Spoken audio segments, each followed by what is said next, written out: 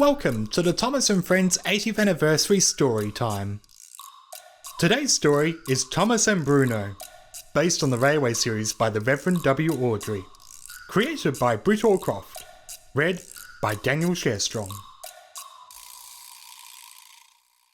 So this one's called Thomas and Bruno.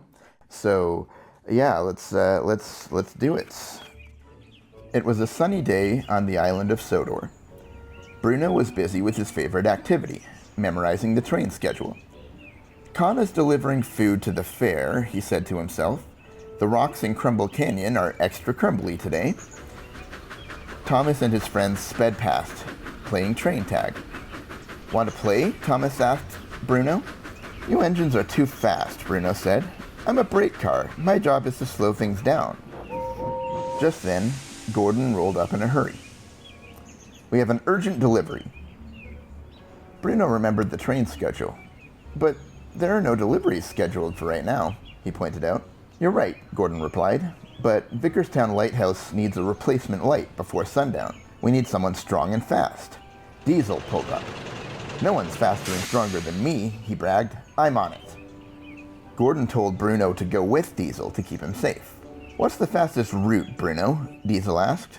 It would normally be Crumble Canyon, but, said Bruno. Great, Diesel said, interrupting him. He coupled up with Bruno and the flat car holding the light. Before Bruno could say another word, they were off. Thomas saw that Diesel didn't let Bruno finish what he was saying about Crumble Canyon before they sped away. Uh-oh, he said, worried. Thomas decided to follow them. As Diesel approached the canyon, Bruno finished his warning. We shouldn't go this way, he said. There could be avalanches.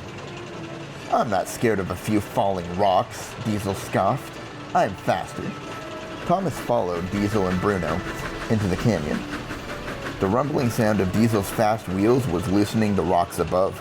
Diesel tried to speed up, thinking that he could outrun the rock slide. Bruno slammed on the brakes to stop Diesel before the rocks fell on top of them.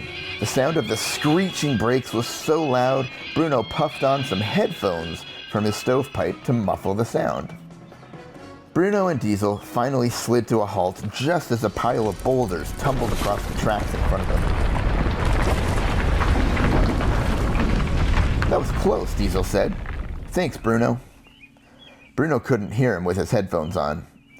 Diesel raised his voice. Thank you, he yelled.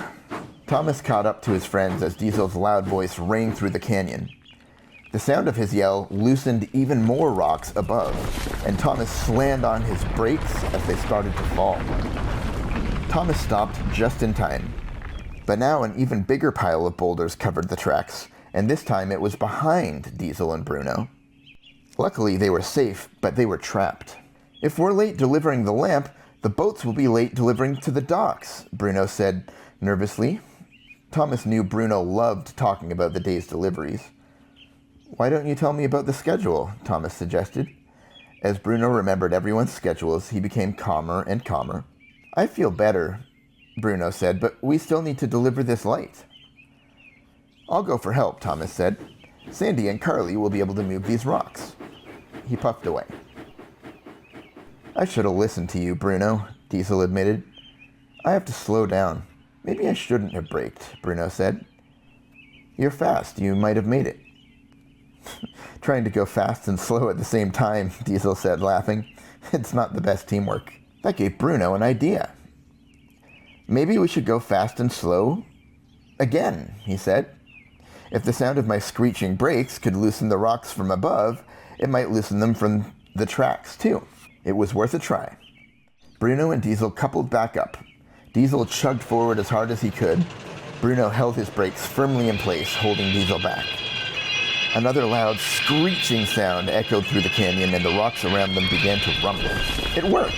The rocks fell to either side of the tracks, clearing the way. Diesel, Bruno, and the light could finally make it out of the canyon. Let's roll, Diesel said. When Thomas returned to the canyon, his friends were already gone. Sandy and Carly got to work clearing away the rest of the rocks. Diesel and Bruno were so proud when they delivered the light and the lighthouse lit up. Thanks to them, the boats would safely make it to the docks, and soon the schedule would be back on track. Later that night, Diesel and Bruno met up with their friends. "You made it," Thomas peeped. "How did you get out?" "We went fast and slow," Bruno said. "Yes," Diesel smiled. "We worked well together, and Bruno's great at his job."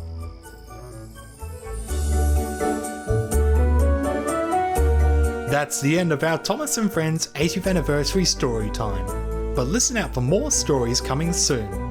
Parents, if you like what you heard, like, review and subscribe to our channel.